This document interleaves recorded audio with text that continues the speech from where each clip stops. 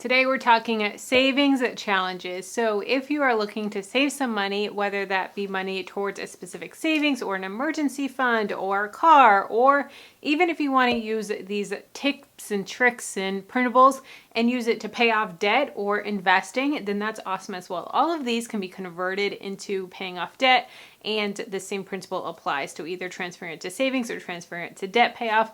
Then it's a great option. And I am going to have a blog post down below in the description box that goes into further detail on all of these, as well as the printables that I talk about in the challenges. So let's dig in. The first savings challenge is the 52-week challenge. Now, this is a challenge that has been around forever, and so many people have done variations of it, and people just love this challenge. It's very straightforward. It's a very great challenge to kind of get you going. And the first week, so it's a year-long challenge. The first week, you're going to save $1. Second week, you're going to save $2. Third week, you're going to save $3, etc. 26 weeks into it, halfway through the year, you're going to be saving $26 that week. Then the last week of the month, you're going to be saving 52 weeks. So every single week throughout the year, you're going to be saving $1 more. And it's a great way to kind of ease into it.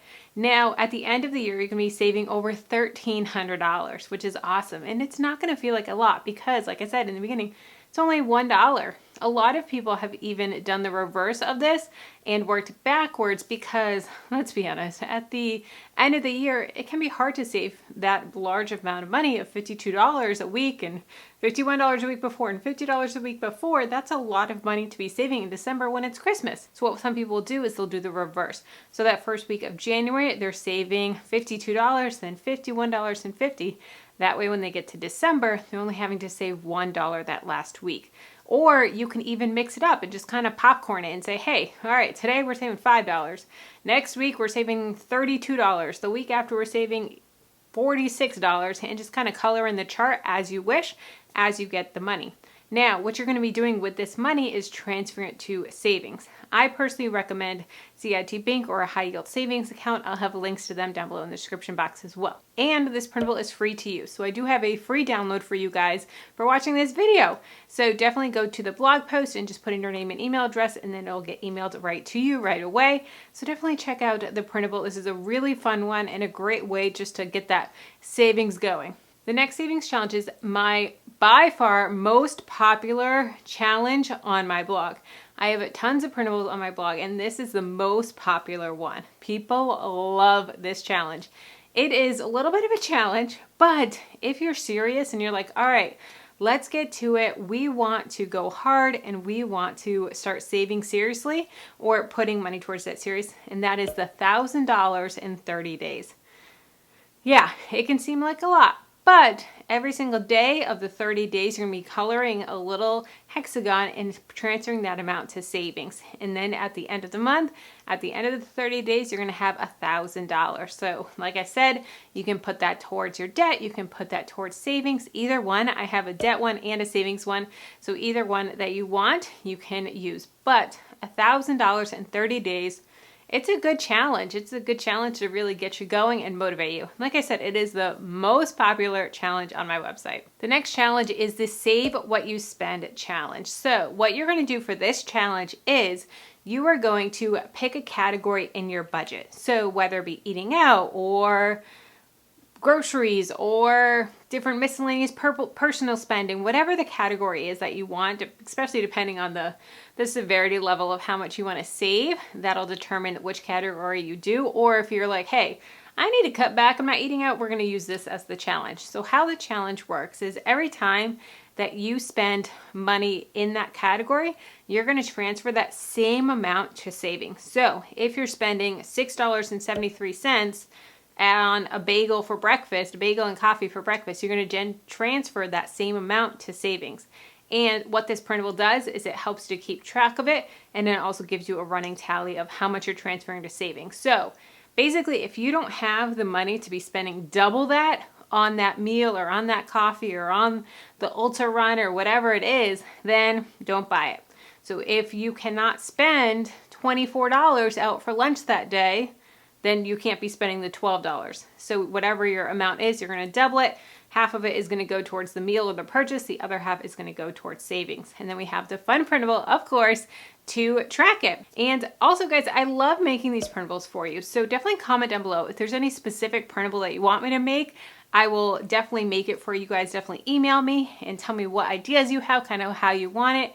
And if I end up making your printable and putting it into my shop, I'll send it to you for free as well. The next savings challenge is the $5 challenge. So if you are a cash user or a cash envelopes person, then every time that you receive $5 back or get $5 in your possession, you don't spend it. You're going to save it and you're going to put it into your savings account, transfer that money, or you're going to put it into a jar or put it into an envelope or box, whatever it is. But of course, I have a printable to help you keep track of it and help you just to stay motivated on your journey of saving your $5 bills. And these add up pretty quickly.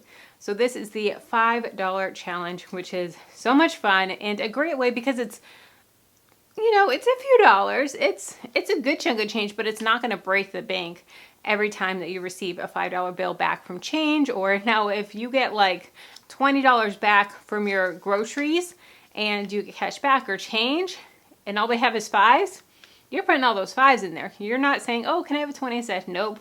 You're taking those fives and using it for the $5 challenge. The next challenge is the 1 month ahead challenge. And this is a really, really important challenge and a challenge that I recommend everyone getting to that point of. Now, this isn't necessarily a cash one. Actually, I honestly don't recommend you doing this one in cash. I actually recommend you doing it in a savings account like a CIT bank or a checking account.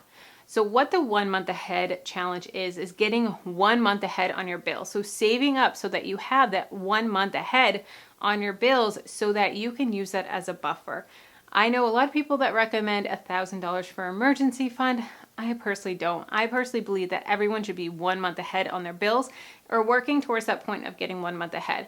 The thing with this is it also helps with depending on your lifestyle and how much you make. Now, $1,000 to some people, like $1,000 to me when I was just out of college in my 20s, that was a lot of money. Now $1,000 to me, that's not a lot of money. I have expenses or things that break that are a lot more than $1,000. So depending on your lifestyle, depending on your income level and your family and the individual needs of your family, it's very different. So I personally recommend 1 month's worth of expenses. So that's not total income for the month, but just what you're spending. So if you don't know how much you're spending each month, then I recommend obviously doing a zero-based budget. I have a budgeting tool that I love and I've been using it for 6 years now, I think it is. So I'll have that template down below, but I have a spending analysis template that goes with it. And that's going to help you calculate how much you're spending on groceries every month, how much you're spending on eating out and all the different categories and gas. And it's going to help you to get an average for the month. So you know how much you're spending each month on average and how much you need to be saving for this challenge. Let's keep the conversation going. If you want to know why $1,000 is not enough for an emergency fund, in my opinion, check out this video here. And if you want to know 5 ways to make passive income, how to bring in that passive income so that it just happens in your sleep. It takes a little bit to build, I'll be honest, but passive income is a really, really great income stream. So check out that video here.